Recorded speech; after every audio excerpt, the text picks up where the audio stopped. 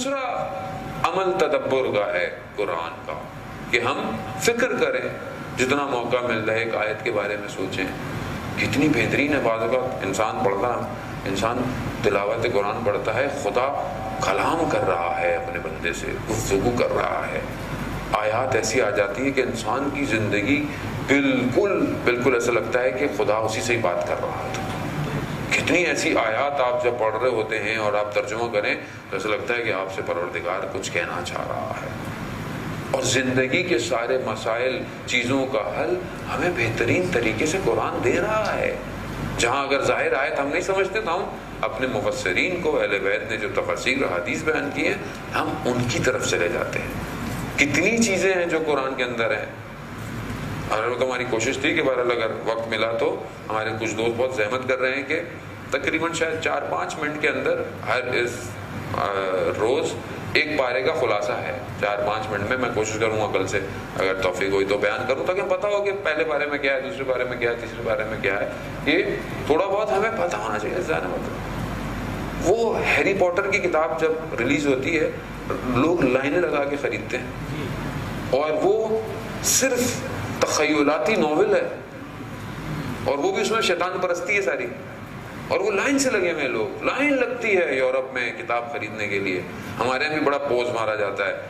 جو ہمارے یہاں بھی کچھ فیملی ہیں نا ہیری پوٹر شیلف میں رکھتے ہیں کہ نا ہمارے بچے ہیری پوٹر پڑھتے ہیں. وہ ٹھیک ہے، پڑھے، بری بات ہے، سٹوریز پڑھے، لیکن جو حقیقی کتاب ہے، احسن القصص قرآن کہہ رہا ہے کہ ہم نے بیان کی ہے، وہ ہم کتنا پڑھتے ہیں؟ کتنا ہم اپنے بچوں کو موٹیویٹ کر رہے ہیں؟ کتنا ہم بچوں کے لیے کام کر رہے ہیں؟ قرآنی چیزوں کو بچوں کے لیے کتنا کیا ہم نے آج تک؟ اب جب مولانا کچھ بتا دے کہ یوں کرنی چاہیے، سٹوری بنانی چاہیے، اینیمیشن بنانی چاہیے، سب آ جاتے ہیں. مولانا صاحب پھر کب بنا رہے ہیں آپ؟ سارا کام مولوی نے کرنا ہے، ہم نے کچھ نہیں کرنا، ہمیں باتیں کرنی ہے. سارا کام مولانا کر لے. مولانا اگر کچھ لے لے، 4 پیسے کھا گئے پیسے دے کر، مولانا صاحب کا کام یہ تھا پیسے. بھائی یہ کام پروفیشنل کا ہے، مولوی کا کام نہیں ہے. یہ مولانا صاحب بتا سکتے ہیں، آپ پروفیشنل کو ہائر کریں، آپ کام کرائیں، آپ بھی تو کوئی ذمہ داری لیں. ساری ذمہ داری ہم مولانا ہی لے لے زندگی کی. نہیں انسان، ہر بندے کی ذمہ داری ہے معاشرے کے اندر. امام وقت کو ہر بندہ چاہیے، ہر انسٹیٹیوشن کو بندہ چاہیے. اب آپ بولے میں تو مثلا نارمل سا آدمی ہوں، میرا کیا کام ہے امام؟ میں امام کی کیسے؟ وہ دیکھیں تہران میں موچی تھا کہ جس سے وقت کے امام نے یہ کہا کہ اگر میں تمہیں ملنے نہ آؤں ہر ہفتے تو کیا ہوگا. موچی تھا، کہتا ہے مولا میں مر جاؤں گا. امام فرماتے ہیں کہ میں جانتا ہوں اس لیے ہر ہفتے ملنے آتا ہوں. موچی تھا. ایک موچی اس مقام پہ پہنچ سکتا ہے تو ہم کیوں مایوس ہیں کہ ہم امام کے کوئی کام نہیں آ سکتے؟ عزیزان، جمعے کا دن ہے، ظہور کا متوقع دن ہے. کتنا میں پریشان ہوں وقت کے امام کے لیے. پروردگار سے حضرت موسیٰ نبی صلی اللہ علیہ وسلم جو ہے وہ فرماتے ہیں کہ پروردگار میں تجھ سے گفتگو کرتا ہوں، تجھ سے کلیم اللہ یعنی اللہ سے کلام گفتگو، تو کیا کوئی اور بھی گفتگو کرے گا؟ تو پروردگار نے کہا ہاں ایک ایسی امت ہوگی موسیٰ کہ تم جو مجھ سے گفتگو کرتے ہو تو میرے اور تمہارے درمیان میں 70 حجابات ہیں. 70 حجاب ہے جب تم مجھ سے گفتگو. لیکن ایک امت ایسی ہوگی کہ وہ افطار کے وقت میرے اور اس کے درمیان میں کوئی حجاب نہیں ہوگا، اور وہ جو بھی دعا مانگے گے. کتنا بہترین موقع ہے، کتنی بڑی اپرچونٹی ہے کہ جہاں حضرت موسیٰ نہیں پہنچ پا رہے ہیں وہاں پر اس امت کا روزے دار پہنچ رہا ہے. مگر ہم اس وقت کیا کر رہے ہوتے ہیں؟ جتنی جلدی مل جائے، جتنا زیادہ کھا لیں. کھانا ساری زندگی کھانا ہے، اصل تو یہ مانوی کھانے ہیں. یہ کون کھائے گا؟ یہ نہیں ملنے پھر کہیں. کیا میں نے اس وقت، آج 12 دوسرا روزہ تھا، انشاءاللہ آئندہ روزے باقی ہیں ابھی، کیا میں اس وقت ظہور کی دعا مانگ رہا ہوں کہ نہیں مانگ رہا؟ پہلی دعا ہماری ظہور امام کی ہونی چاہیے. کیوں؟ جب تک میری ساری دعاؤں، خواہشات، میری پرائرٹیز سب کچھ پر اگر وقت کا امام امپورٹنٹ ہوگا تو میں پھر کامیاب ہوں، ورنہ میں کامیاب نہیں۔ آپ کو بولا جائے جیسے فیری ٹیل میں ہوتا تھا نا کہ 3 دعائیں مانگو قبول ہو جائیں گی، تو میں پہلے کیا مانگوں؟ آپ اپنے آپ سے دل میں پوچھیں، میں آپ سے کیا، میں آپ کے سامنے تقدس مہابی تو نہیں کر سکتا کہ میں آپ کے سامنے بیٹھا ہوں، تو نہیں، آپ اپنے آپ سے پوچھیں۔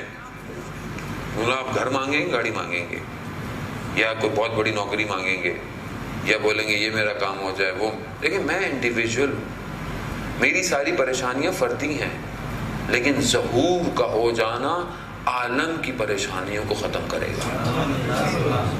یہاں خود غرضی نہیں ہونی چاہیے۔ کربلا کو ماننے والے خود غرض نہیں ہے، کربلا سیکریفائس ہے، قربانی ہے، ایثار ہے۔ کربلا وہ راستہ دکھا رہا ہے کہ تمہیں اپنا کچھ نہیں، سب اللہ کا، سب خدا کا۔ جو امام ہے اس کے گرد گھومتے رہو، اور امام کے گرد کربلا والوں نے گھوم کر دکھایا، تیر کھا لیے، سب کھا لیے، مگر امام کو تیر نہیں لگنے دیے جب تک زندہ تھے۔ یہ کمال ہے۔ ساری زندگی اگر ہم اس درخواست کو سنتے رہیں اور اپنے وقت کے امام کے اوپر قربان نہ ہو پائیں تو پھر ہم کیا کر رہے ہیں عزیزان محترم؟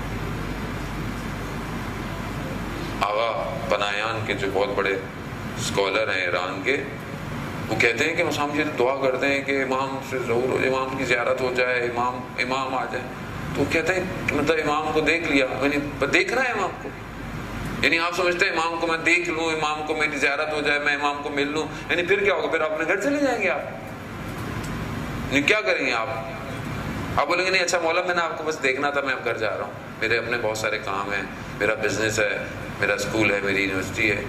یہ کریں گے؟ یا وہ کریں گے جو حضرت عقیل کے بھائیوں نے، حضرت مسلم کے بھائیوں نے شب عاشورہ کہا تھا، جب مولا نے کہا کہ چلے جاؤ تو کہا مولا 70 دفعہ مارا جائے، 70 دفعہ زندہ کیا جائے، ماں ترکتو کا یا حسین، آپ کو نہیں چھوڑیں گے ہم، آپ کے بغیر خاک ہو ایسی زندگی پر جو آپ کے بغیر ہے۔ تو کیا ہم ریڈی ہیں امام زمانہ کے لیے کہ امام آ جائیں تو ہم امام کو دیکھ کے واپس چلے جائیں گے؟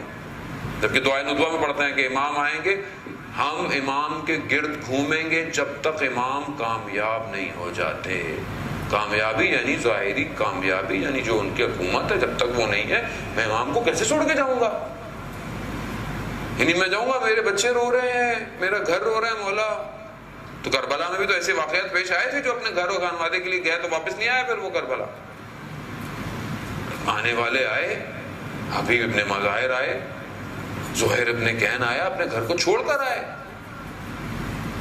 کیا میں یہ جو تقوی پرہیزگاری، یہ روزے کس لیے ہیں عزیزان محترم؟ کتنا ثواب کہاں لے کے جائیں گے؟ جنت میں جائیں گے تو ثواب ملے گا نا۔ آپ اپنے ایک کارڈ میں، ویزا کارڈ میں یا کریڈٹ کارڈ میں یا کسی ڈیبٹ کارڈ میں جو پیسے ڈالتے ہیں کہ میں فلانی جگہ جاؤں گا، کارڈ یوز کروں گا، لیکن وہاں اگر کارڈ کی مشین ہی نہیں ہے تو کیا کریں گے آپ؟ اس کو کارڈ کہاں سویپ کریں گے؟ کارڈ اپنا، مشین ہی نہیں ہے وہاں پہ، تو آپ کارڈ میں جتنے پیسے ڈالتے رہے وہ بیکار ہے آپ کے لیے۔ تو جس جنت کی تمنا میں ثواب کما رہے ہیں، اگر جنت میں جانے کا موقع ہی نہیں ملا تو کہاں لے کے جائیں گے ثواب؟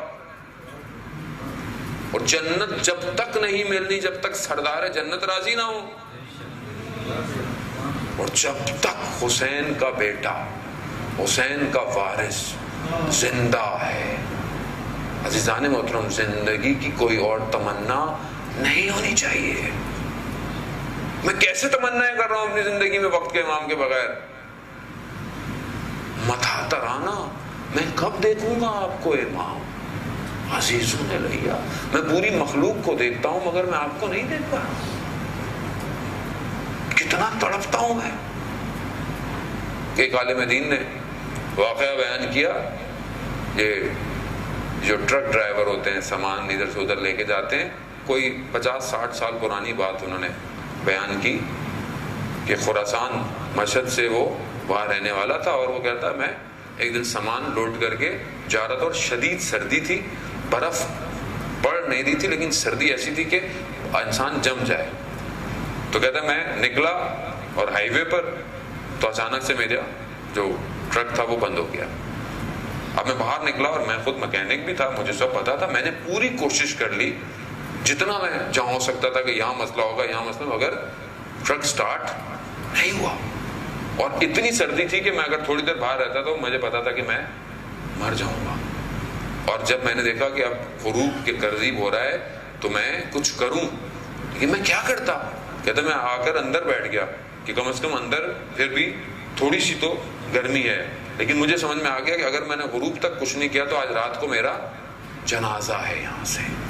اتنی سردی تھی اور مجھے دور دور تک کوئی نظر نہیں آ رہا تھا.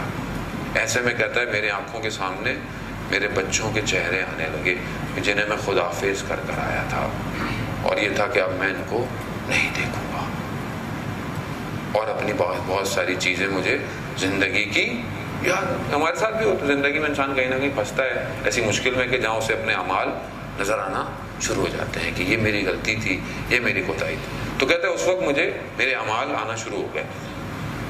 میں نماز کے معاملے میں کوتاہی کرتا تھا، کبھی رہ جاتی تھی، کبھی دیر سے پڑھتا تھا. یہ میرے اندر ایک برائی تھی. اور ایک اور برائی تھی جو میرے اندر تھی، اس کا وہ عالم دین نے بھی ذکر نہیں کیا کہ یہ دو چیزیں میرے اندر کمزوریاں تھیں. تو میں نے وہیں پر وقت کے امام کو پکارا، یا امام زمان اغثنا، میری مدد کیجیے، میں آپ سے وعدہ کرتا ہوں میں آج کے بعد اپنا یہ گناہ چھوڑ دوں گا اور نماز اول وقت پڑھوں گا. کہتا ہے یہ میں نے ابھی کیا اور خدا کی بارگاہ میں بڑا گریا کیا کہ خدا مجھے معاف کر، مجھے اس چیز سے نکال. تو میں نے دیکھا کہ سامنے سے کوئی شخص آ رہا ہے جس کے ہاتھ میں پانا ہے. تو میں سمجھا کہ شاید کوئی اور ڈرائیور ہے جس کی اپنی بھی گاڑی واڑی کوئی خراب ہے. جیسے ہی آیا تو اس نے میرے شیشے کے پاس آ کر مجھے کہا کہ کیا ہو گیا. میں نے کہا کہ کہہ رہا ہے میں صحیح کرتا ہوں. کہہ رہا نہیں ہو. کہہ رہا نہیں میں کرتا ہوں، تم سیلف کرو. کہتا ہے میں نے جیسے ہی اس نے کچھ کیا تھوڑی دیر میں نے دیکھا ٹرک سٹارٹ ہو گیا. وہ واپس آیا اور شیشے کے پاس کھڑے ہو کے کہنے لگا. تو میں نے کہا کہ بہت شکریہ، چلو میں آپ کے ساتھ چل کر آپ کی گاڑی بھی اگر مشکل ہو. کہتے نہیں میری کوئی مشکل نہیں ہے. کہا نہیں یہ کیسے ہو سکتا ہے، آپ نے میری لیے مدد کی ہے تو میں کوئی نہ کوئی تو آپ کی مدد کروں. میرے پاس کچھ پیسے ویسے جو تھے میں نے کہا تو کہنا نہیں ہمیں کسی چیز کی ضرورت نہیں ہے، بس اس عہد پر قائم رہنا جو تم نے کیا ہے. کہہ رہا یہ میرا سننا تھا تو میرا بدن خشک ہوا اور میں اتنا بھی ادب نہ کر پایا کہ میں باہر نکلتا. لیکن جیسے ہی مجھے سمجھ میں آیا کہ میں باہر نکل کر پاؤں میں پڑ جاؤں، جب تک وہ شخص غائب ہو چکا.